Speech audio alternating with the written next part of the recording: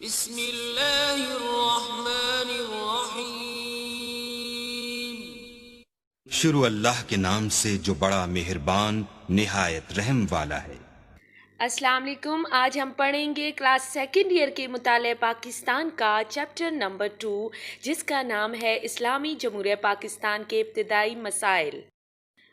السلام علیکم۔ ہمارا آج کا ٹاپک ہے کسی ملک کے مسائل کے حل کے ذرائع۔ سب سے پہلے ہم پڑھیں گے رہنمائی کی خصوصیات۔ کسی بھی ملک اور قوم اور ملت کے مسائل کے حل کرنے میں اس رہنما، اس لیڈر کا بہت اہم کردار ہوتا ہے جو اس ملک کو سنبھال رہا ہوتا ہے۔ ایک رہنما اسی وقت اپنا کردار مؤثر طور پر ادا کر سکتا ہے جبکہ وہ اپنے کام اور ملک و ملت سے مخلص ہو اور اپنے فرائض انصاف کے اصولوں کے مطابق چلا سکے۔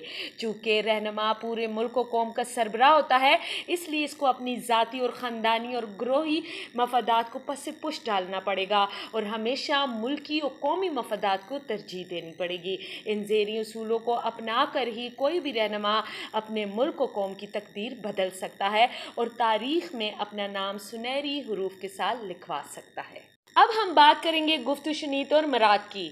دنیا کے کسی بھی مسئلے کا حل گفت و شنید کے ساتھ ممکن ہے۔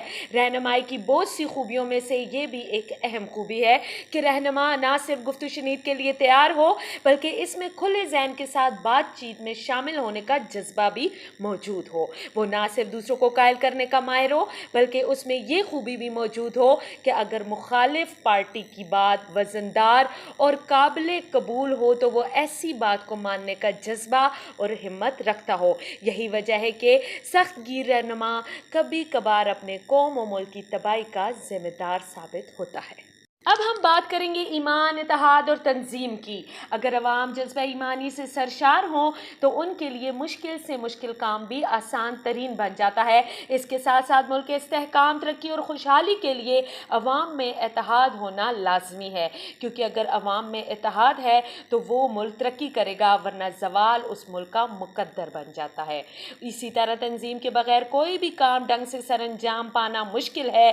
کسی ملک کی ترقی میں ان تین ذیلی اصولوں کا اہم کردار ہے اور بانی پاکستان قائد اعظم محمد علی جناح کو ان کا بخوبی احساس تھا۔ اسی وجہ سے انہوں نے بار بار اپنے عوام پر زور دیا کہ ایمان، اتحاد اور تنظیم کا مظاہرہ کریں۔